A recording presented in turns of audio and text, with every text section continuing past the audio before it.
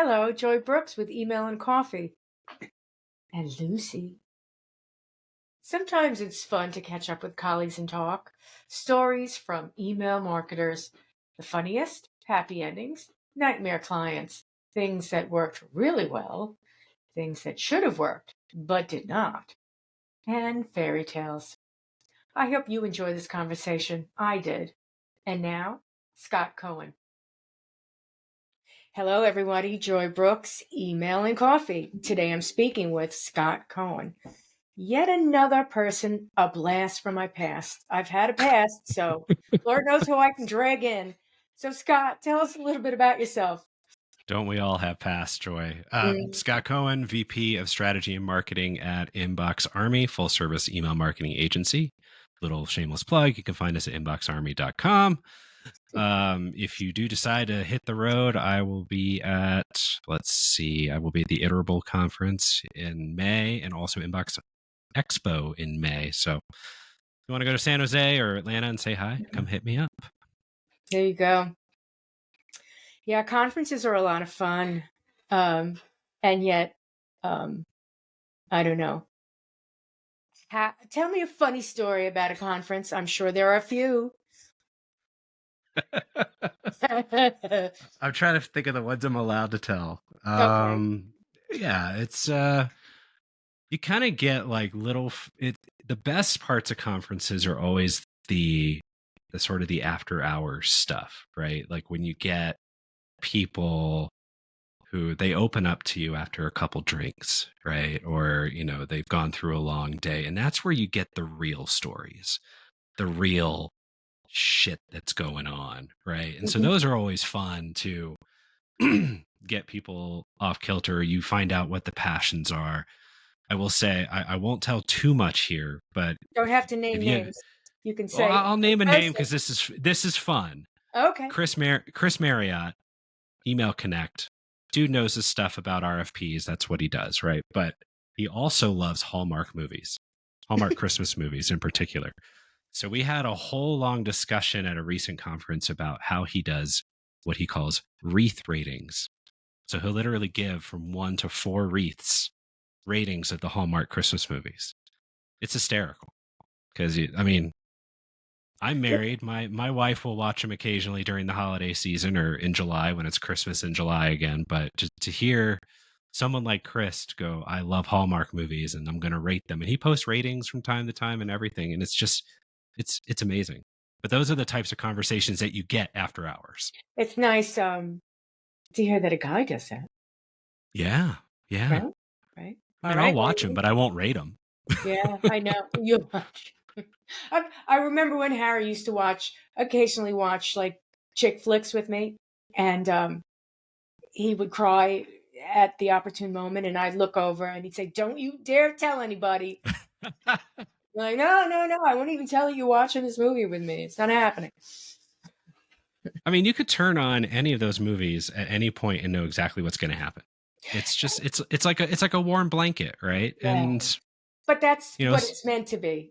yeah, I mean, it's almost, it's the opposite of a John Wayne movie type of a thing. yes, In the meantime, John Wayne may die. You're not sure about that. You're never sure because he may die, yeah, right? But basically, he either dies or rides off into the sunset, one or the other, yeah, yeah. right? So okay, at the end, he's the hero, so it's just okay. Everybody needs a movie like that. It's a thoughtless movie. Yes, You don't want to get yes. wildly depressed that, oh my God, the world's ending, or we're in such a state of affairs, or, what injustice there is. Or you don't have to do that all the time. I was having this similar conversation this morning where we went off topic and we were saying, watching. Why do we watch reruns at the end of the day? Why do I watch Friends, the same episodes of Friends or Big Bang Theory over and over and over again? It's because I don't have to think about it. I can just Exactly. enjoy it. And it becomes an old friend. Oh, they're going to say this. Oh, that's so funny. It's still funny. It's still funny. Some episodes don't hold up, but most of them do. Yeah. That's my love affair with Seinfeld. That's my love affair. Yes. Because Yes. each character has their thing, their shtick, and you wait for it to come. Yep. You wait for it to come. So, and when it comes, you're like, yeah, that's why I love Jerry. It all works out for me in the end. Yes. And sort of, the podcast for me is a model of the Jerry Seinfeld show, except mine's a podcast about nothing. It works, it works. I had intended it to be like some sort of a marketing, I don't know, really, riveting content about marketing. And then within a year, I was like, okay, this is getting old. Rethinking, pivot. And I was like, you know what? This is me. This is about me. And I'm like, no, this is about nothing. And I thought that works. And I said, gee, thanks, Jer. Well, I mean, if you think about it, the reason I love the email industry is because there's so many great people. Mhm. And so this podcast has become like, I'm just going to talk to my friends. We might Right. talk about email. We might talk about other things, but most of us are friends to a certain extent. Right. And you don't see that elsewhere. I mean, I go to the Email Insider Summit and they typically do like the email one and then they do the search conference like in the same week, like either immediately before or immediately after. And those guys will sit with us and be like, you guys are different. You talk to each other, you share details. The search people won't say anything to each other. They're all competitors and they act like it. Yeah. Everyone says that. Something about email marketing. It's a warm and fuzzy nurturing. I think it's because of all the women that are in it. And it's sort of like it could be, yeah. It became us. And it's very touchy-feely, and we all love each other. Nobody says, oh, I hate that person. Oh my God, I can't. I don't know anybody who says that. At least if you not to me. if you ended up being that person, you'd have a really hard time finding a job. Yeah. A really hard time finding a job if you had that kind of personality in this industry, because we all talk to each other, we all hire from each other, we all poach each other.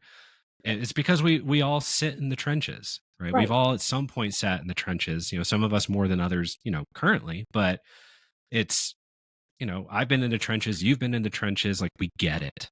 Yeah. And the other thing is, interesting enough, is that even though there's always some amount of competition, but it's a different type of competition, because there really is there's a lot of business, and every business is different. And not every business works with every other business. So, if you're an agency or if you're a consultant or whatever you are, it really needs to mesh. Personality wise. I'm a talkative New Yorker, and anybody who can't stand a talkative New Yorker wouldn't want me to work with them. They'd be like, shut up. And I'd be like, well, what do you mean shut up? I don't want to shut up. So that's the way it is. And so I would fall in with somebody that appreciates my style, which is why it's not competitive. I don't know. This is my theory. For whatever reason, we're very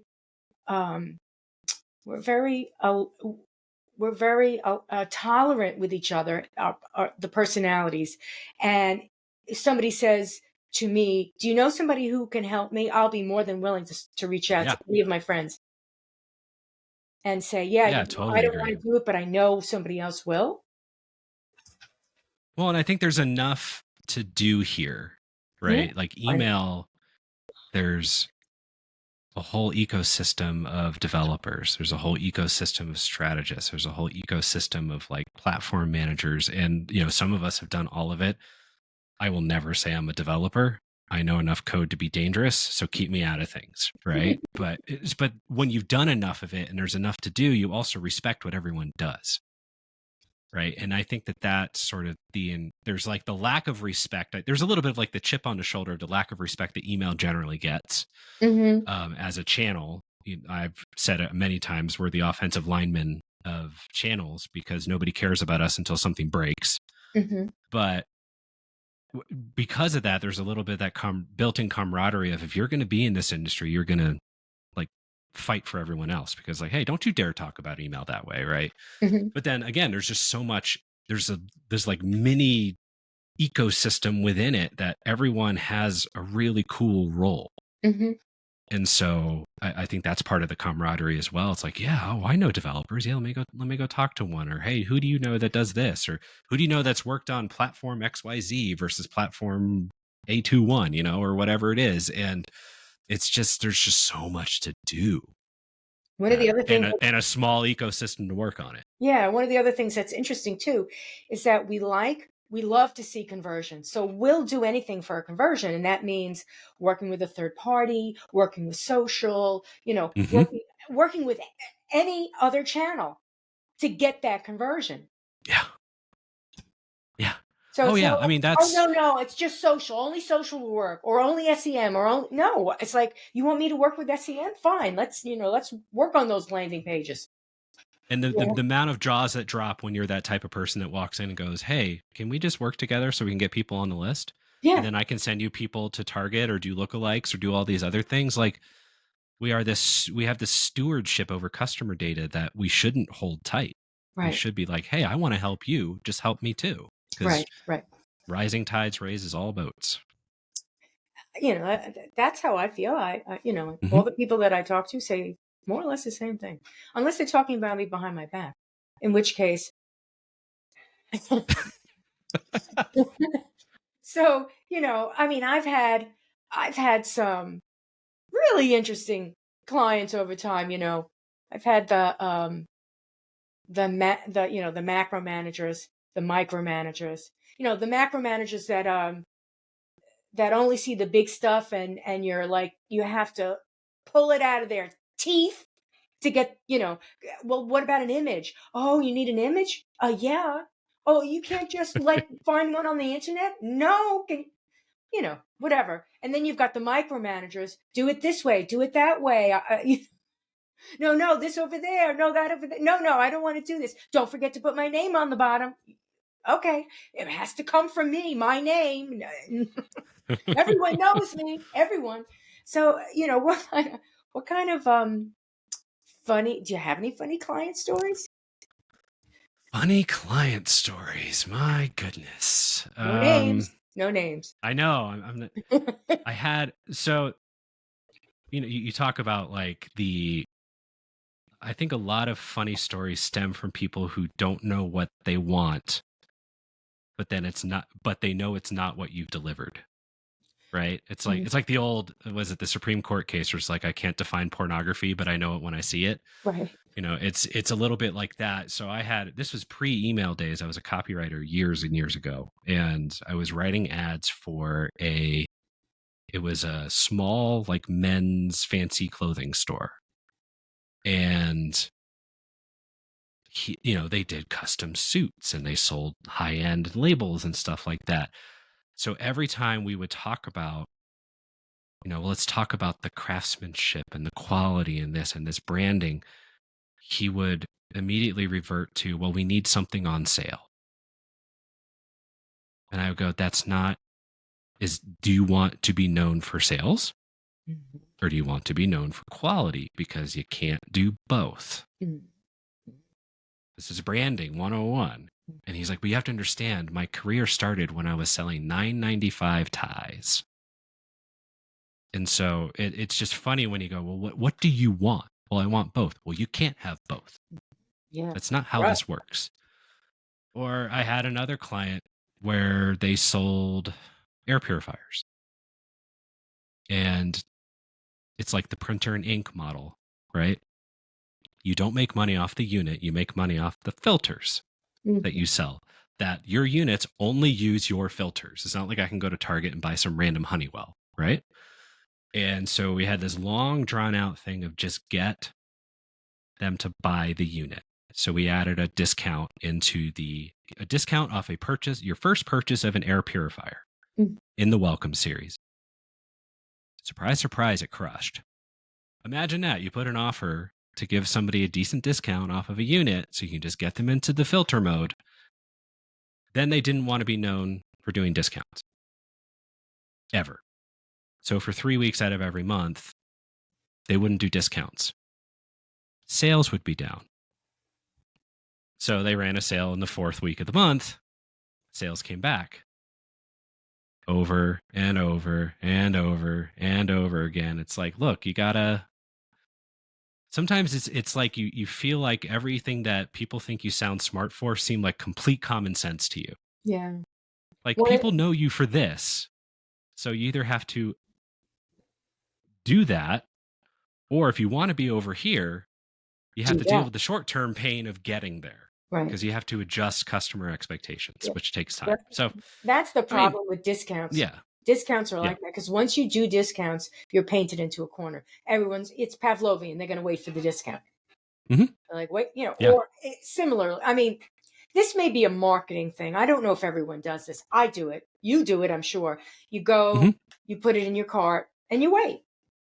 You wait for the my wife discount. certainly does. You wait for the discount. Yep.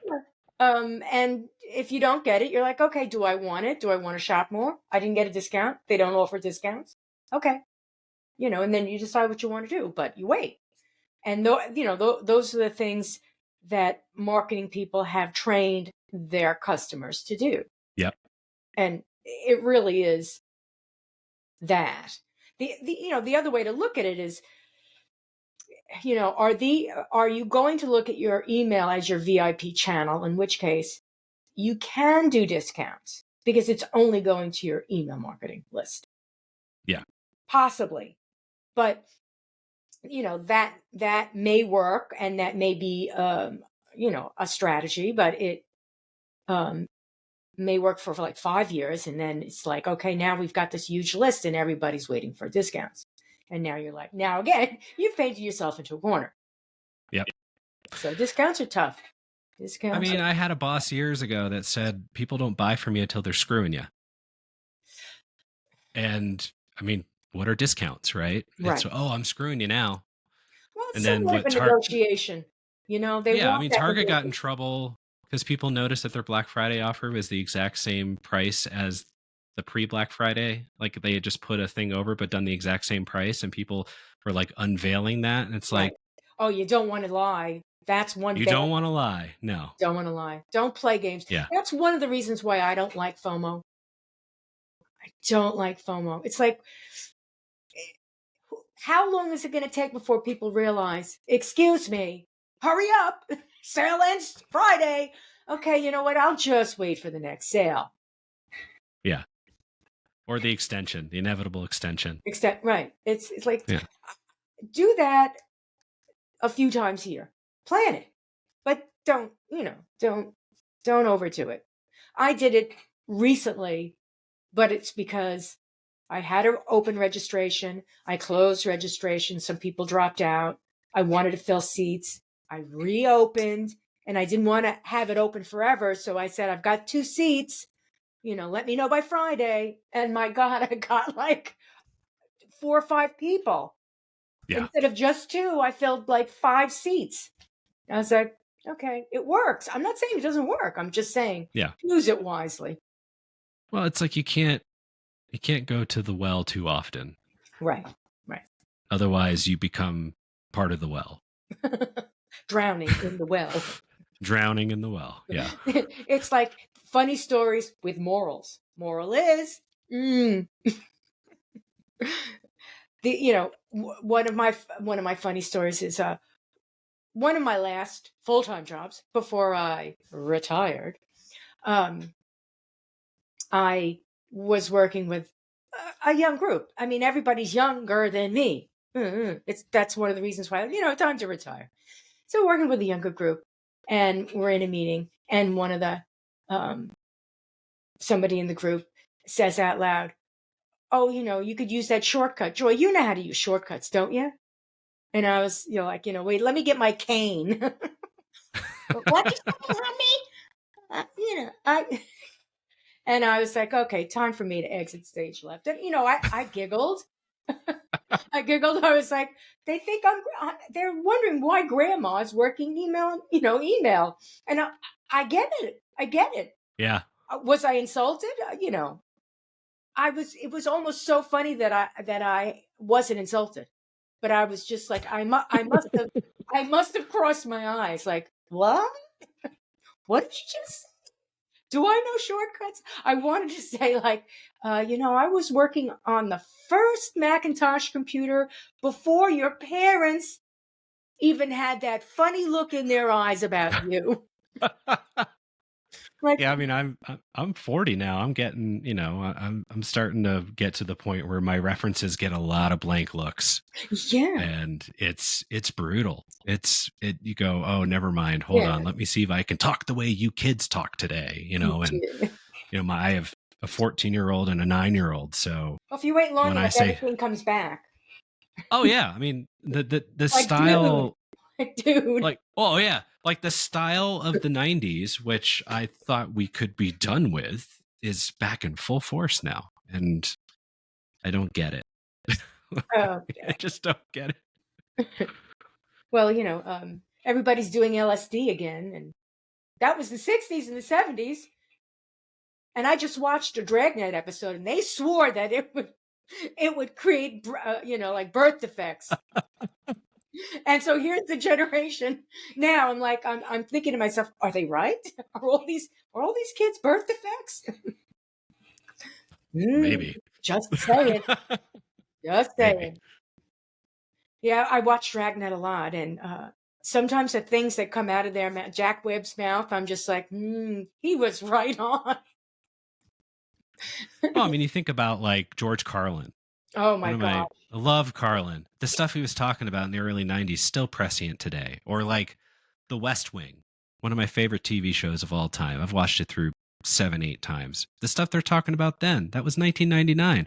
We're still arguing about it today. Uh, So it's just things come in waves, I guess. I don't know. yes, And they really do. They really do. So how about I have nightmare clients. How about your nightmare clients? The ones you it's, wonder, why did I ever sign on that dotted line? you usually know right away, too. Like you usually have an idea of this person's going to be unreasonable, or but the worst are, and you mentioned it earlier, just go find something on the website. And it's like, but we're doing work for you. Would you like input in what we're talking about? Just go find something on the website. Then you go, okay. And then you inevitably choose wrong or whatever it might be. So usually it's those, or yeah, I would say The those, or ones the that people who are never quick. want to make an editorial calendar. Yes. Yes. Never an editorial calendar. Quick to anger. You run into those on the agency side quite a bit. I think people think if they hire an agency, they can treat them like animals a Some, little bit, well, they figure they're paying and them money, so so right, I exactly. pay So I those, pay you so I could yell at you. All right then. All righty then. yeah, not how it works, right? We're human beings, so it's those are usually the ones, and like I said, you hope you can identify them in the sales process, where it's like maybe we should say no. But sometimes they're really good there, and then the mask comes off in like week 2 or 3, Mhm. and you go, oh, okay, we know this is going to be a problem. So it happens. Mine was the one that never did want to do the welcome campaign, and then years later said, "Oh, you know what? We should have done a welcome campaign." Okay. Oh, the ones that you mean, the ones that never listen? Yeah, yeah, Yes. they're the The ones yeah, that never yeah. listen. That's well, Yeah. I've had bosses like that, so it's it's not just an agency thing. It isn't just an agency thing. It really isn't. I had a job for about a year. Every day I went to work, I was like, what is wrong with this place? This is not right. Something's not right. Yeah, It's the other, something's going to drop any minute now, and it's going to be explosive every single day until it finally did. It dropped. And I was like, oh my God. Well, I wasn't crazy. yeah, And you don't see it I don't know if you want to work so badly that, or if they're so enchanting, or if it's just you're looking for dollars, or or you just want to work, like I said, where you get involved with a company full time or part time, and then you're thinking, I really should have read between the lines because it was there all the time. yeah. Yeah. And usually what you find is it's not necessarily your boss, but it's your boss's boss. Mm. Or it's not necessarily the person you're working with directly, it's their boss, right? So it's sometimes it's a direct person, but I mean, normally it's above that. I will say that even those experiences are positive experiences in the long run, Yeah. because unless you're going to carry a chip around for the rest of your life, you finally say, okay, I could have done this better, I could have done that better, I learned this, I learned that, and you put aside the fact that you put aside the fact that you might have been mistreated, and you say to yourself, if I was mistreated, that will never happen again, because Yes. I know my value and they didn't appreciate me, and I'm not going to let that happen again. Or at least I'm not going to I'm not going to come home every day from work and wonder, how come I'm this big? I go to work a big person, I come home this big. Yeah. Why does that Yeah. happen? Never going to let that happen. Yeah. Oh, for sure. You do not, I mean, the learning experience and what you are willing to take, right? And I mean, you can't just view it on like a one person had a bad day, but it's the consistency factor, right? If it's consistently bad, Yeah. don't put up with it. Yeah. If it's consistent, everybody's going to have a bad day. You're going to have a bad day. You're going to have a bad week. You're going to do something that you regret the instant it comes out of your mouth. Mm. Everyone does that. Oh, But me. That's it's my. about That's me. it's the the mosaic, right? Like these little moments that if the mosaic is positive, then great. If the mosaic is negative, Yeah. granted the job market's weird Mm-hmm. and crazy right now, but your self-worth is also important. Yeah. And so, yeah. Here's something that came up recently, and I don't know how I feel about it. Somebody was talking about they love their job, they love the people they work with, they are respected, but they're not making enough money. And I'm like, ooh, that's a tough one. It's a tough one. Yeah, it's a very tough one, right? I mean, and then what you have to figure out, I mean, the first thing you have to figure out is it personal? Right? Like it feels personal, but is it like the company pays nobody that Mm-hmm. way? In which case the you'll never get what you think you should deserve. Mm-hmm. Or is it a personal, you're being taken advantage of type situation Mm-hmm. that's just specific to you? In which case that's a different way to handle. I mean, in both cases you shouldn't just let it stand, but the decisions might be different, right? It could be that you are up against a bad boss or clueless HR, for example. I mean, I've had to in previous jobs be like, well, what's the scale for this? And it's like, well, to hire somebody good, you need this. And they go, oh, really? So there's education that's involved there as well. But, and then you always have to go, I love what I do, but would I want my boss's job? Because if that might be the only way you get to that money level. Right. And if the answer is, I don't want my boss's job, That's right. you either deal with it or you find another place where you can do a similar thing, but make more money. Right. And you may have to sacrifice that you love your company, the company's mission. You may have to sacrifice that, because that doesn't always happen. I've had a handful of jobs where I've loved everything, at least for a while, right? Yeah. And then at some point you're like, okay, it's time to move on. It wasn't like that. I mean, my father, your father, it wasn't always like that. People didn't leave their companies. And that's, I don't know if that's going to ever go back. That's not a trend that's going to come back. I don't think that's a trend I don't think that's a trend. I don't think it will. I don't even think companies really want that these days for a lot. They're kind of okay with, unfortunately, letting people go that they should retain, because I think institutional knowledge is important to a certain extent. I think treating your people financially well. I mean, I think there's a difference between you're making a little bit lower than you think you should, but you're you're comfortable, right? Like financially comfortable, because I will warn that if you go to John, like money is not everything if you can afford to pay the bills in front of you, Mm-hmm. right? Right. Like if you're comfortable enough that jumping for something that's a big jump but a risk another, like listen to your gut. Mm-hmm.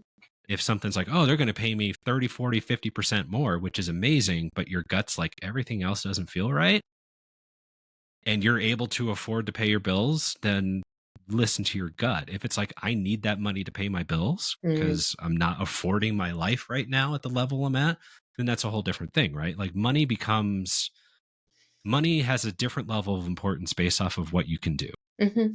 So that's the only caveat there. I'm not going to sit there and go, you shouldn't take anything for money. Look, if it feels right, take it. Right. If it doesn't feel right and you can afford to be picky, maybe be picky. Yeah. It's also this where you are in your life. Yeah. I was offered. I was interviewing recently, maybe in the last 3 years, for a large company, and it was one of these companies where it was, your first interview, your second interview, your third interview. You're like, come on, people, what do you? And then, can you show us what you can do? Interview. So it was somewhere down the line that I thought to myself, so this is the way this is going to be. It's going to be every decision takes 10 people before it gets approved. That's going to be frustrating. And when they asked me if I was available on the weekends and late nights for corporate, I thought, you can't pay me enough for that. I'm just not doing it. Yeah. Because had I been younger, yeah. But a few years, I was like, I'm going to be retiring soon. I don't need this nonsense. I really don't need Yeah. this nonsense.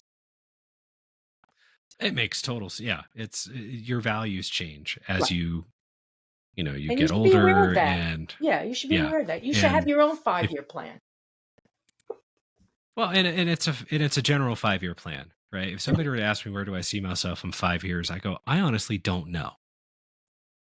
I just want to Would be I alive. there is that, right? I mean, 5 years, that puts my I'm not oldest going to tell you in how old I'll be in 5 years. college. Yeah, my oldest will be going to college. So, Right. I'd like to see high school graduation. Yeah, absolutely. Those are like the definitive things. But I think technology changes too fast. I think jobs can change too fast. And what interests you can change on a dime. So it's, if you had asked me 10 years ago, did I see myself doing what I'm doing now? Probably not. Mm. But I love what I do. Right. So go figure, right? So it's an interesting 5-year. I love having the idea of having your own 5-year plan, like personal stuff, right? And it could be I see myself as general as I see myself in a role that is fulfilling to me, but you don't define the role, Mm-hmm. because what's fulfilling to you 5 years from now could be completely different from what you think is fulfilling now. Mm-hmm. Yeah. Yeah. Yeah. Yeah. The other thing about companies is that they buy and sell themselves more than they did before. So mergers, Yes. when my father was working and my mom was just a stay-at-home mom, companies didn't buy and sell themselves left and right. And many times Yeah. now, the startup is a vehicle for a flip. Yes. So like, okay, I'll invest all this money and we'll get it up and going. We'll make X profit. And at that point, we're going to flip it because I'm going to go off to another launch. I'm going to do it again and again and again because that's what I do now. And there are people that do that. That's what they do. Yep. Yeah. So, there's and the thing is, I don't think that's necessarily good or bad. I think it's innovative because things are changing with technology where there wasn't a market, there suddenly is. And then it flips again. The market goes away. With COVID, frozen food delivered to your door became a big deal. And we're still not letting that go. And then people found, you know what, I can't cook. And this is so damn convenient. And it's Yeah. better than fast food. And, Yeah. so, people, that industry, somebody would have said, what? Bistro food frozen and what? No, nobody's going to want to do that. They'll go to the supermarket and buy that. No. COVID showed them. We started doing grocery delivery during COVID, Mhm. just regular grocery delivery. We haven't gone back. Mm-hmm. I mean, we'll do the main one through online, and then if we need a couple things, we'll go to the other grocery store to pick up a couple things. Go to Costco, pick up a couple things, whatever it might be. But our main shopping is delivered. Mm-hmm. That's right. And that never went away. I was working in home goods during COVID. The home goods exploded during COVID. New mattresses, new everything you could think of. Naturally had to come back down again because you really only buy one mattress every so often, right? You should be buying sheets more often, pillows more often, but most Not people don't remember necessarily. that. Not necessarily. Yeah, I mean, Well, for cleanliness, maybe right? twice a year, maybe. Like, I mean, like pillows every 18 months is what they say you should flip them out, right? Because probably why I when I can't got sleep that, at night. when I learned that, I'm like, I've had the same pillow for 5 years. Okay, Maybe that's why I can't whoops. sleep at night. Yeah, well, sorry about that. It's like, oh, it's all about cleanliness and everything else. I went, okay. I'll put it But yeah, I'll put it in the washer. yeah, exactly. But to your point about like markets changing and technology changing, I mean, just think about, 30 years ago, the stuff that I played with as a kid, my kids just like go, how did you do this? Mm-hmm. And it's been 30 years. And I'm going to butcher the time frame, but I saw an article that said the level at which technology is advancing today, by the time that my kids are my age, the rate of advancement that they see now over like a year would be happening every 11 minutes. Oh boy. So if you like look at the historical going back hundreds of years and how technology has jumped, the rate at which we're doing now would be in a year would be the equivalent of 11 minutes in 30 years. And I'm just going, holy crap. So how can you plan for 5 years when you can't plan for 11 minutes? So it's like this. crazy. You had I don't know how many years ago, remember, help me, I've fallen and I can't get up, the necklace you Oh yeah. wear, right? Then it turns into like a Fitbit, right? Where now it's a Uh-huh. watch. Then it became a ring. Now it's on your phone. Yeah. You get the phone service. So there, it keeps on changing. Yeah. So it's going to be a chip. At some point Mhm. in time, it's going to be a chip. Yeah. When you think about how the stuff that we saw in Star Trek, this is the tricorder. Yeah, that's it. Exactly. Right? This is the tricorder.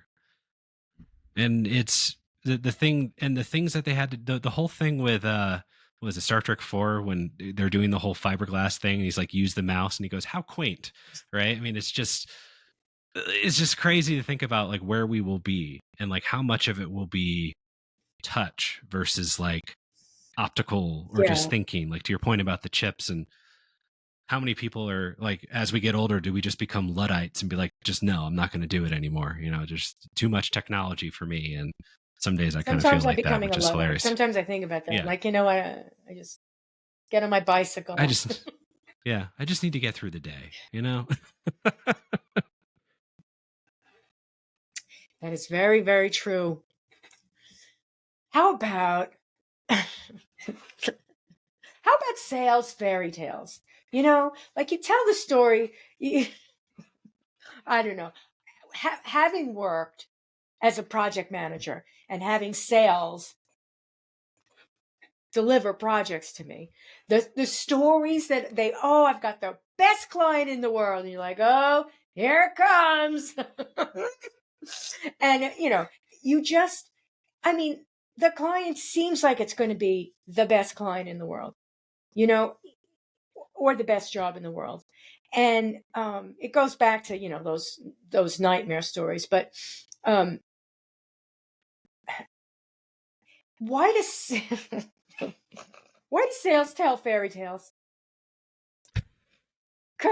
Because, every project manager gets the project and the client says, oh, sales, this is what we're going to do. And I'm like, we are? Okay. Like the cold email where the sales doesn't tell you it's cold email. I'm going to go through all my fairy tales. Sales doesn't say this is cold email. They let you know, you've got first of all, they say, it's finance. And you're like, okay, cold email. It's finance. And they've got a list and you're going to be okay. And you're like, okay. And you get the client and you say, where's the list? And they're like, yeah, I'm going to get it. I'm going to get it to you soon. And then you find out it's an Outlook. Mm-hmm. And you do a cold email. That's my fairy tale. Oh yeah, we try to suss that out pretty quick. Just don't. Yeah, I mean, I think. Show me the list. There is that, yeah. And the 35 ways you can ask, like, how did you acquire it? How did you do this? How did you do that? Where is it sitting? What are you trying to do? Yeah, it's. From one, I'm probably not the best salesperson in the world. Definitely not the best salesperson in the world. I think there you go. Yeah. Well, yeah, because I just want to get to brass tacks, right? Mm-hmm. And do you want it or don't you? Okay, bye.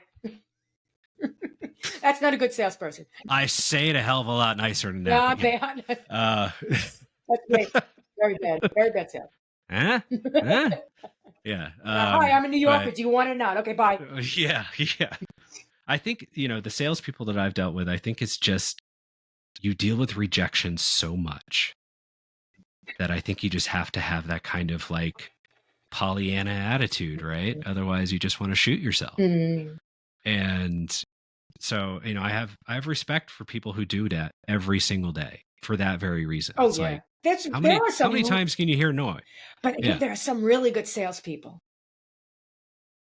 But really, there are several very really good salespeople. Yes. The issue becomes when it's the put up or shut up side of it, right? Like, oh, you're talking about this. Did we land them? Have we figured out what it's actually going to be? Or are you just saying it's going to be a good logo on the site, which is fine? Sometimes you can get a small project, but the logo means more, right? And just in terms of who you've worked with, but you just can't. You just got to be honest about it. So, the fairy tales I think they're telling themselves fairy tales, and we just happen to be around, right? So it's. I kind of, it's not a pessimistic view, but I like to have conservative views on those sorts of things. Like, what do we think it's going to be really? And then what could it be? But then let's base our thinking on what we really think it's going to end up being. I mean, there's also there's also project creep. Oh, scope creep. Oh my God. Yes. Yeah. And the fact that if you don't put it in your contracts, it'll happen. Yeah. And also there are some things, I mean, design can go that way because, you may not realize how difficult, maybe the client doesn't have a brand style guide, or maybe they do, or, and it's got to go up the chain in 5 rounds later. But automations and dynamic content are immediate creep engines. Because when you sell an automation, I mean, it's a nice ticket item. It's like, oh yeah, I got a good one. Ooh. And then you're like, well, how many automations? Like how many steps in that automation? Yeah. What are the branches in that automation? Are they going to have these ridiculous chains? If it's yes, then let's do this. And if it's no, let's do that. And let's A/B test the heck out of it. Oh my God, you didn't tell me we were going to do that. Yep. And dynamic content can be that. And segmentation can be that also. Because you're like, okay, so we're going to send it to, this customer who sort of did this and does that, but isn't this. And you're like, whoa. Am I gonna have to make a list out of this? Because is my ESP going to be able to handle the details here? Did this segmentation I think it's important list management? The definition of it, right? It's the definition. It's the. I think perfect gets in the way of good. The perfect is the enemy of good, right? Yeah. Oh, well, we got to do this and we got to do these 85 things. And it's like, no, just launch something. Right. Let's just do the Get welcome something campaign, in the damn it. works. Just do a welcome, do a 3-message welcome next, do a 3-message cart abandon, just get it done. And then, because they think, oh, well, it's not perfect. And you go, you don't know if it's working or not. When I do audits, sometimes you run into audits where I call the baby really freaking ugly. Mm-hmm. And then sometimes I go, you guys are doing great. This is great stuff. This is great stuff. I have clients that would kill for these kind of numbers, right? So you just have to, I always, there's two things I like to say: get them on the list and ship. Just ship things. I mean, that's the whole premise behind Agile, right? Is you ship, then you have another shipment, then you have another shipment, then you have another shipment. Like, just ship things. Because if you don't, you'll never launch things, and then you'll have 7 years before they go, hey, let's do a welcome email. Just ship it. Yeah. It's it can be it can end up a completely different project after it goes through sales. And one of the most uncomfortable thing for the project manager, or whatever, whoever gets the project after it's sold, is realizing it's totally out of scope. Yeah. Should I just eat this and just do it? Or should I go back to sales and tell them what they did? Because then sales is going to hate me. Yep. I don't have anything to say to that. Yep. It's difficult. That's one of the things working in an agency is that, first of all, you get an education that you'll never get working for a company, because Yes. you're doing everything with so many different clients. And a bicycle's a bicycle, but how you get there on that bicycle, you're going to see a lot of different sceneries along the way. And you get to appreciate that. You learn how to pedal. And so now you're confident. I can pedal. I know how to use these tools. And every single time you have a client, it's like, I'm just, I need the bigger screwdriver as opposed to, the Phillips head. I need, and agency work is great like that. And, I'm really happy that that was what I ended up doing, and not sales. And not, there's value on both sides, right? There's value. I mean, I've been brand side and agency side, and you're absolutely right. Agency side it teaches you that best practices to sort of that shipment basic level can be applied across multiple things, right? Like, we'll start here and then adjust for what works for you, right? That's a really nice thing I've learned over the years. It's like, we're not reinventing the wheel with every single client. It's email. Email acts in a certain way. You just have to do these as a starting point and then go, now how is your list reacting to what we're doing? And I've learned companies in the same industry that are competitors, their lists act differently, even though they're competing for the same people, which I think that's always been like, humans are weird. Yeah. Well, it's just nobody knows humans their are weird. demographic. They think they know their demographic. Let's put it this way. Yeah. They think they have a mission and they have a particular persona out there that's their client. And then they get who they get. And sometimes they don't let go of who they think that is. And it's not who that is. Well, it's like, who is your customer versus who you want your customer to be? And are they the same thing? Right. And if they're not the same thing, will you lose that market by going to the aspirational market? Right. And that's the value of what, having brand side experience as well, is it's the mile wide, inch deep that you kind of get with agency work, right? That you can go deeper on some things, but not others. But then you're just a mile deep when you're on the brand side. And so when you have both experiences, you know the questions to ask, you know what to look for, brand side, I haven't worked for everybody, but I've had some interesting experiences, higher education and healthcare and home goods, and like, people are people, and it gets really interesting when you go, we've tried this over here, it may not work for you, but let's try Let's it. try it. Right. And so it's really, I always say, I think people should try to do both sides Mhm. because you just learn you build different muscles Mhm.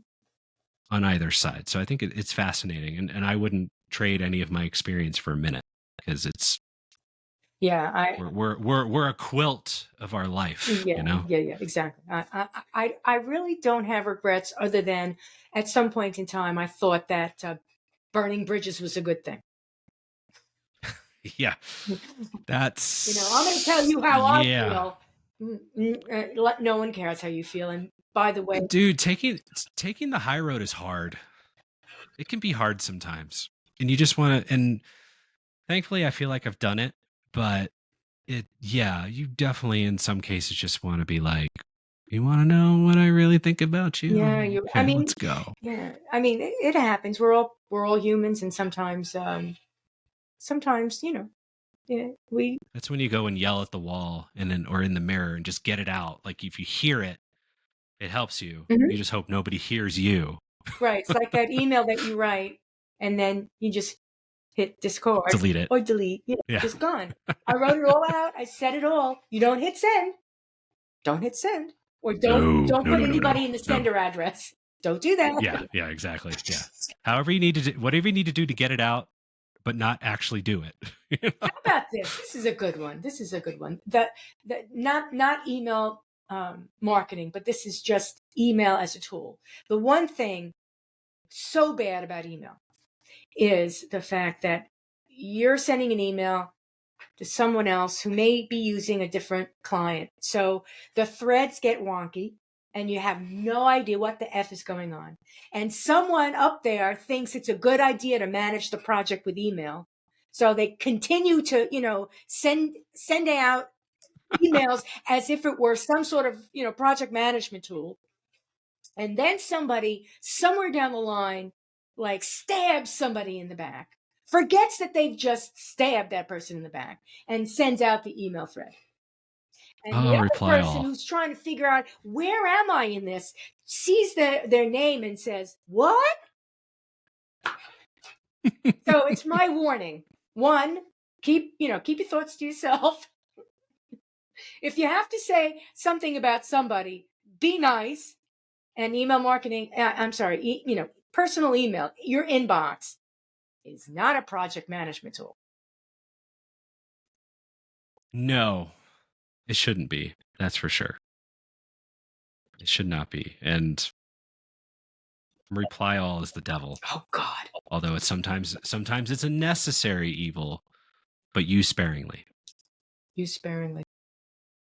Yeah. So that's my email nightmare. It happens every once in a while. It happens. I've also got there's the text version of that. The volunteer groups that I belong to that will start out by sending out a text. We're having a meeting on Tuesday night, and it's at this place at this time. And then the next person writes, I can't make it because my daughter is getting married, and whatever. Oh, she's getting married, and then the text messages start flying. Oh, yeah. And Yeah. you're like, wait a minute, there was a meeting, or are we talking about vacations and Yeah. honeymoon? What are we talking about? Yeah, my wife's family has like a family text thread, and I turned off notifications for it because when they get going, my phone's just like bzz, bzz, bzz, bzz, and it drives me nuts. So It's like, I mean, occasionally I'll throw in something snarky or funny because that's me. mhm. But usually it's just them going off, and my wife's like, "You don't respond." I'm like, "I turned off notifications because when you guys get going, it's like a whole day, and I don't. That drives me nuts." And she just laughs, Yes. thankfully. And you go right into the rabbit hole where I'm like, what are we doing? Who? Yeah, What? And not only that, I mean, sometimes you're lucky enough to have the names, but in these volunteer groups, they're all phone numbers. So I have no idea who I'm yeah, talking to. yeah, I yeah. could be talking to No, the mayor. I don't know. So I'm like, I'm out. Gotta go. I have nothing to say. yeah, Nothing to say. Yet another thing is like texting is emergencies, I guess. I mean, like here I I am. used to hate it. I Yeah, mean, I used. texting is important. I'm on my way. Yeah, That yeah. is good, right? Or, where are you? Or better yet, where's your phone? No, where are you? Yeah, I used to hate it, and then iPhone, it's kind of made it easier to manage that now. And sometimes, I've got a couple of groups but it's like 4 people. It's not like 150 people. Like that's just a nightmare to me to just Yeah, have yeah, so many people in a text group, right? So it just doesn't. That's when you go, all right, get on Slack, get on right. Skype, get on Google Chat, like something like that, Don't put where Slack on it's your meant phone. to be. You put it back onto the phone. Oh, I have it on my phone, but I don't have it where it buzzes me. Mm. So, it's although I guess you could call me an inbox zero person, but I am a bubble zero person. Like I got to get rid of the notification bubbles if I Oh, see it me on my too. phone. Yeah, yeah. I'm a Yeah. bubble zero. I don't like. I don't like. I know people who can just leave stuff and I go, No, no, I can't do can't it. do that. It's got to be gone. Right, I can't do it. right. My biggest thing is that people do say, "How come?" When I'm on my computer and I'm in Facebook, it knows everything about me, and it's just like, do you have a lot of apps on your phone? Your phone's listening to you, and is it connected to your computer? There you go. So, you could talk about the list and email privacy. Come on, get those apps off your phone because it's even worse. I'll tell you right Yeah. now, an email, an email company is less likely, or, an email list is less likely to get sold, but that app is listening. Yeah. Oh yeah. That app is I listening. mean, the number of times I look down at Instagram and go, wow, they were listening to me when I was talking to XYZ about this topic. Because now all the ads I'm seeing are about what we were talking about in that conversation. Mhm, And yeah, mhm. it's sometimes it's useful. The thing is, Sometimes, as a marketer, I yeah. appreciate when it's good, Yeah. but I mean, somebody could be talking about something that I'm perhaps saying, "Oh, I don't like that," and may Yeah. not get My my pet peeve is when because I will go through and go, I've seen this ad enough. Stop. right, Like in Instagram or in Facebook. And then a month later it comes right, back. right, right. Like that's an opt out to me, guys. For that company or whoever that is, like that's enough. Don't just think it'll be fine to like you've got plenty of other Plenty. advertisers. So, just don't start feeding me this. Oh, we think you'll be good for this. But I specifically said stop sending me this ad. It's getting to the point where, at least on Facebook, I see more ads than I see friends. Yeah. And Yep. and then after I realize that, I'm like, and I'm liking the ads more than the friends.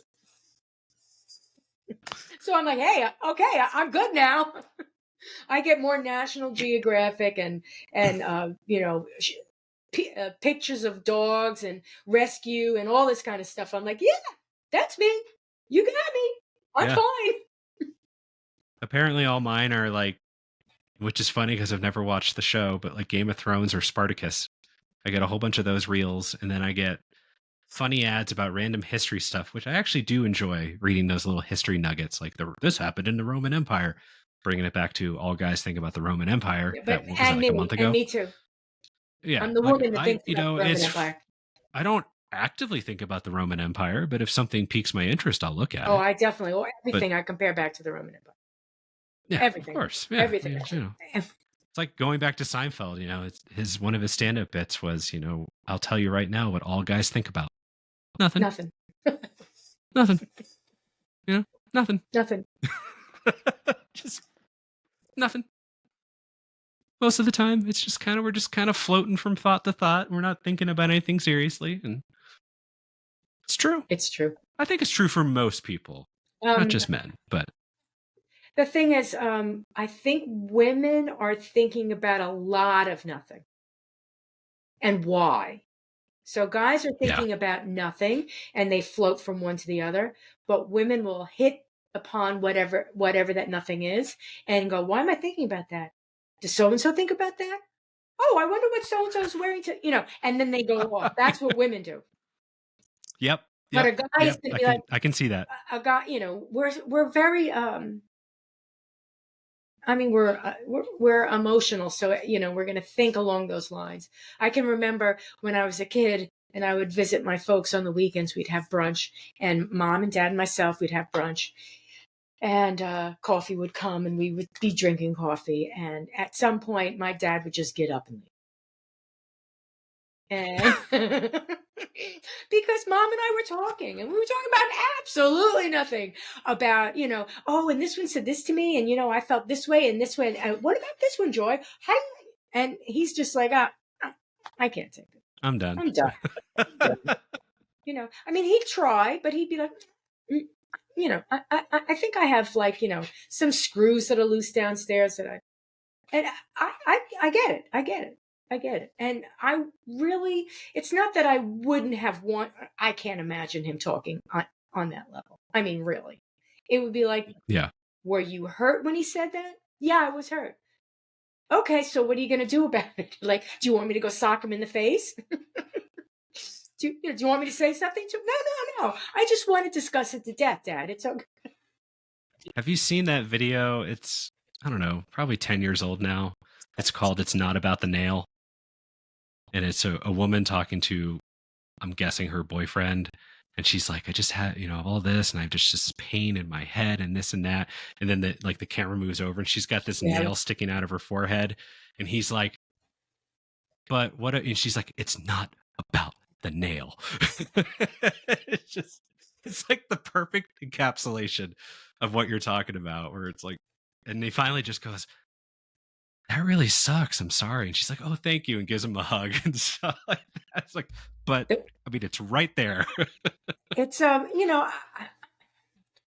not sure that it's ever going to change, and I don't want it to change. I don't want it to change because it's refreshing. It's great being with my girlfriends, and it was great talking to my husband. May he rest in peace. He's now, by the way, he's now a saint. He's Harry. Yeah. Saint Harry.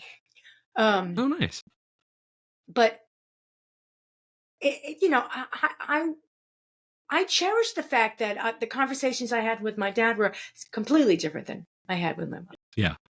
When I talked to my dad about work, even though my mom worked a little bit in the office, she really didn't understand what I was talking about because I was a heck of a lot more ambitious than she was. For her, it was just a job. Yeah. And for me, it was a career. And Dad understood that. So, I talk about all the crushes that I had at work to my mom, and I talked about my career objectives with my dad. And that's the difference. And that's why there's men and women. And I'm not saying that men don't think like women and women don't think like men. I'm just saying we don't all think alike. No. Women tend to be a little emotional. I consider myself fairly cold, but I'm definitely emotional. I think it's obviously everybody's different, right? Yeah, men are on everybody. Everybody's on a spectrum, yes, right? Yes, in many regards, right? Mm-hmm. So it's you just have different expectations for relationships in general, right? I mean, the stuff I talk about with my wife and how even if I were talking about the same topic with, say, a buddy, my golf buddy, I would talk about it differently with him than I would with my wife, mm-hmm. even though it's the exact same topic, mm-hmm. right? So I don't think there's anything wrong with that, right? I think we just have to accept as humans that everybody acts differently depending on who they're with and how they think. And, our experiences really make a difference in how people think about mm-hmm. things. So it's being aware of that is really, that's the compassionate part, or that's the mm-hmm. tolerant part, or that's the awareness, kindness, whatever it is. I think today we're going a little bit too far into the weeds in many things. I think it's a sign of the times. I think we need to sort of go into the weeds and we'll come out again. I think we're reassessing. You know how as you grow up, you try to identify your boundaries. Like, how far can I Yeah. go with this? Well, that's what we're doing. We're trying to figure out how far we can go. I think we're going to find out at some point. Okay, that's far enough. Really, we don't need to go any farther. Yeah, I think, you're talking about like socio-political stuff, right? Yeah. And the language and the changes of the language and everything else. And I think, it's natural to struggle against that when, you're the stuff you're just built up with, right? Like, okay, you're challenging that. I have to rewire my brain in some ways. Right. I have to But I change. think on the I have other to side, change. yeah, you have to change, right? And that is a wiring process. And so, but I think to your point, like we're in the weeds and we need to be, because the people who go, we're too far in the weeds now, we should go back to the way it was, is the wrong way to be. It's no, we have to make sure that it's not a big deal because it's not a big deal, not that we're sweeping it under the rug. Right. Right. Right. So it's like when it becomes accepted and it's not a big deal because it's accepted, it's one thing. If it's we're trying to put it away, because if we put it away because we don't want it to be a big deal, that's a problem. Right. So I, that's with technology and with yeah. so many things the world is changing. I mean, my Yeah. father had to worry about the competition of the guy next door taking his job. We have to worry Yeah. about 50 million people and 10 other countries taking our job. So, Yep. I mean, in every way, shape, and form, the options have exponentially doubled, tripled, quadrupled. So anything that our parents went through, it's the stories are endless when we talk about them, and then the next generation. So things Yeah. do need to change, and that's what I'm saying. You push the boundaries, you push them a little Yep. hard, and you're like, okay, back up a little bit, not all the way, back up a little bit, and then Yeah. then you push them again. Wait a little while, you push it, and that's the way we've been Yep. going for a long time. And some things, like you Yeah. said, trends. Some things come back. Some things come back, right? Like you said, some styles from the '90s are popular again. Those things they came all the way back, but it's sort of like a translation of the '90s. Yeah. Right? So, Yeah, for sure. when the Doors are popular again and all that music, the Grateful Dead are popular again from the '60s and the '70s, the story they're going to get is going to be a little different because they're looking at today, the lyrics and the music yesterday, and they're translating it for today. And it doesn't matter. That's not what it was meant for. It doesn't matter because art is not meant for just now. It's eternal. Yes. It's eternal. Yep. So, you look at the Mona Lisa, you're going to see something different than the 20 years ahead and 20 years before. And that's the way it's meant to be. Well, it's the separation of the art and the artist too, right? It's so the art lives on, the artist. I mean, how many artists have we found out horrifying things about in the last 10, 15 years? And then you go, well, can I still enjoy their art? Mm-hmm. Well, that goes for everything. That goes for everything. It goes for everything, books, right? I mean, the think about book writer. Columbus Day, right? Why the hell do we still celebrate it? He was a horrible person. And thankfully, we're not celebrating it everywhere, talking about changing things. We're like, oh, we're so mad about Columbus. I'm like, really? We're mad about Columbus? Let's settle down. But and that's okay. Society has to change and people have to change and adjust. I mean, it's over there on my wall, but it says life has changed. What is it? Something like life has changed, choose wisely or something. It's like, well, that's what it is. Yeah, that's the thing. I mean, they didn't celebrate Columbus Day 300 years ago. Right? Nope. So in 300 years from now, we won't be celebrating Columbus Day. No. So it's difficult when you celebrate Columbus Day. And it's difficult to understand why you don't want to celebrate Columbus. It's also difficult to take them out of the history books or to, or to have somebody talk about anybody in history in a way that jars your memory. Yeah. But again, it's you push it to the boundary and then you come back a little bit because, okay, all of these people, I can guarantee you, everybody, Ford, Tesla, Columbus, Jefferson, they were all horrible people. It's, somebody's going to come back and say, in the context of today, they're, for sure, yeah, right? they're And horrible that's people. your point. Like, yeah, it's just But yeah, but you just but look at what they did. yeah. So you begin to think, okay, so probably all these geniuses are going to be interesting people. And that's when Usually they're a little off. Mm-hmm. Mm-hmm. I mean, so it's is genius like them? I don't know. I I don't mean, know, but there's studies. There's studies that suggest it is. I would just maybe it's just the way the brain grows or maybe and the brain operates, and maybe if I had become famous and in, let's say 100 years from now, they'd say, do you know that when she was a teenager, she, and that's all they start talking about? yeah, I think there's value in letting people grow and improve. Mm-hmm. Right? I mean, to judge somebody completely by what they did in high school or middle school or whatever, right? Like that's if they have no remorse, that's a different thing. If they haven't grown from it, it's a different thing. But, we've all done things as teenagers where if we look back now and be like, God, I was a dumb teenager. Right. So it's just and that's a story for a different day that's not recorded. Yes, really, So exactly. And the other thing is that I don't know where I was listening to it. I very recently some sort of a podcast they were talking about how things are as they naturally change, as the definitions naturally change.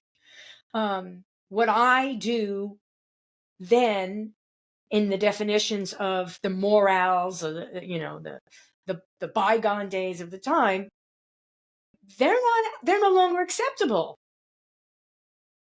right? They're no longer acceptable. So how somebody's going to see me now through, again, 40 years ago when those things that I did again are not acceptable, totally not acceptable. I didn't do anything that was totally not acceptable that I can remember. It hasn't been that long, but there probably are some people that were either activists and they've changed so much that they wouldn't want anybody to let. I was a hippie, so okay, the Vietnam War, but nobody would say war is a good thing. But perhaps being an activist in any way, shape, and form 20, 30 years down the line, depending on what their which side they're on, yeah. it could be problematic. And some people will change. Some people will change. Yeah. And some people won't. I mean, Gloria Steinem, for example. She was a feminist. Are you going to hold it against her? Because the concept of feminism has totally changed. Yeah. Is she a bad person or a good? I don't know. My father didn't like her, but it was different. Feminism then is different than it is now. Yes.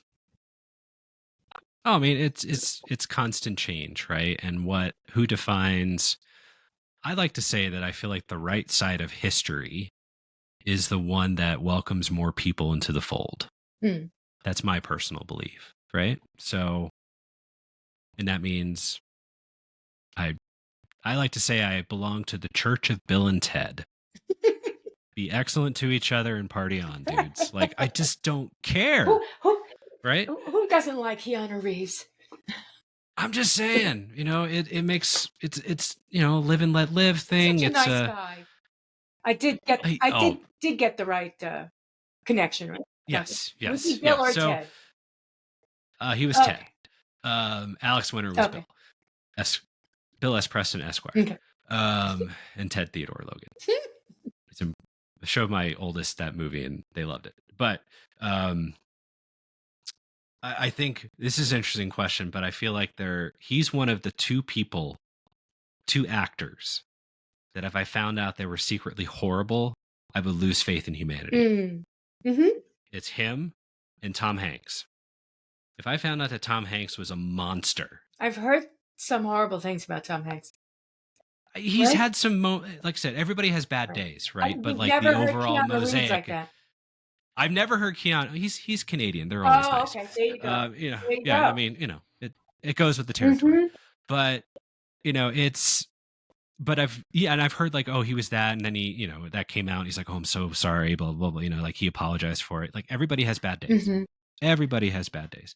But the general mosaic and the general sort of feeling about like those are so few and far between on him that if you found out something that was like gargantuan, like, no, he's a freaking monster and everybody's been hiding it and here's all the proof, like you would go, I'm done.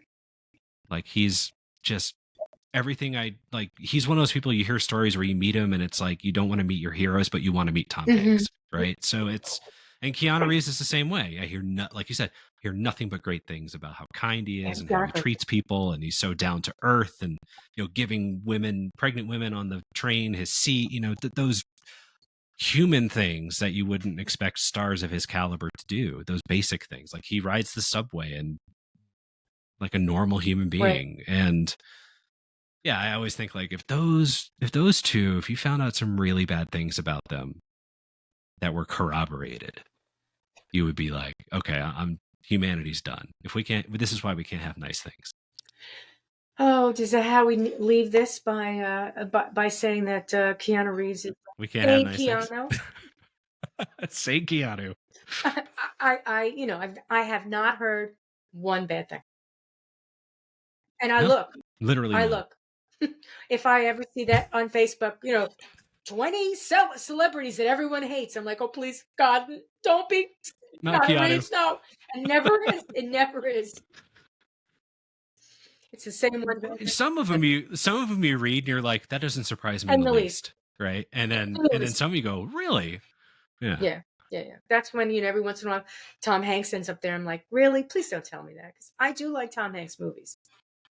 It was like he was mean to one makeup person on one day. It's like he had a bad day. Settle down. He's a diabetic. Give him a break. He's a diabetic. Right. Exactly. Yeah. Well, Saint Keanu. Is there anything? Really, Saint Keanu. Is there anything that you want to leave? Oh, how about this? Leave the audience with your with a story where you were up all night doing all night. All night. All right. So early career story. Sometimes to get the best out of me, you have to piss me off. So when I was my first job out of college, I was a copywriter for this small agency.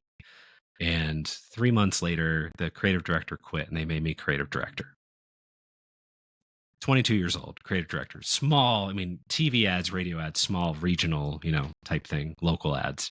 So I'm writing ads for like car dealers and law offices and all that fun stuff. A couple months later, the partners of the agency had a big falling out and they literally fired the president of the agency. He goes out, starts his own agency, and immediately goes after our biggest client. And goes in the room. Now, this is our chief salesperson telling me this, so maybe he was just riling me up. But he said, he went in the room and said, you can't trust this stupid 22-year-old kid to write your ads. Come with me.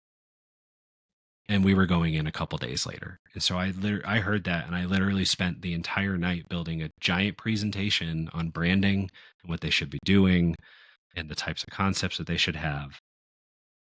Walked into that meeting, presented, and they stayed with us. So, I'm puffing out my chest a little bit, but it's a fun, like, if I stay up all night, it's because I'm playing like Dungeons and Dragons or something, right? Like work does not usually keep me up. Sometimes, I'll work late, but definitely not an all-nighter type thing. But that was like, I was furious, right? Like, how dare you You made me creative director at 22, by the way, jackass. Right. So it was a whole thing. And so I've noticed that there are periods in my career where if I feel like I'm backed up against a wall and challenged, I produce. So you're that, So it's, um, and I'm pretty even keel in case you haven't noticed. So it takes a lot to rile me up to that point. But if it's like you're challenging my integrity and my ability, I go, hell no, let's go. So there you go. That's a good story. Thanks for leaving it yeah, with us. there you go. If you learn nothing else, don't piss me off. Don't- I don't know. Basically, you might be the type of person that likes to procrastinate to the end, and then you deliver. No, I don't. Oh, Well, maybe. I'm not perfect. Let's put it that way. But I tend to like do around, look at it, but then I'm always like freaking out. Am I doing the right thing? Am I going to say the right thing? That probably some anxiety there. Mhm. I'm not going to lie. We all have it to a certain Mhm, extent. mhm. But if you really want to, like, it pushed me to really go, and it wasn't like I really changed much of what I do, but it was like, I'm going to show you. Mhm. I'm going to show you how this should be. And Well, you haven't. maybe I shouldn't have to Hulk out to do it, Yeah, but exactly. Oh God. you wouldn't like me when I'm angry. Everybody, he's a big guy. He might not look big on the screen, but he's a tall guy. So hulking out, I am 6'2". yeah, Yeah, it's yeah, kind of yeah. scary. The thought's like, oh, 6'2", ooh, Hulk out. Ooh, yikes. I am like the nicest guy in the world. Just from the Yeah, I you really are. try to be nice Yeah, to all yeah. people. Good guy. Good guy, everybody. And on that note, Yay. the good guy finishes last. Or first. Or Something finishes. like that. Are we done? Yeah. Thanks so much. Roger, over and out. Thanks, Joy. Thank you.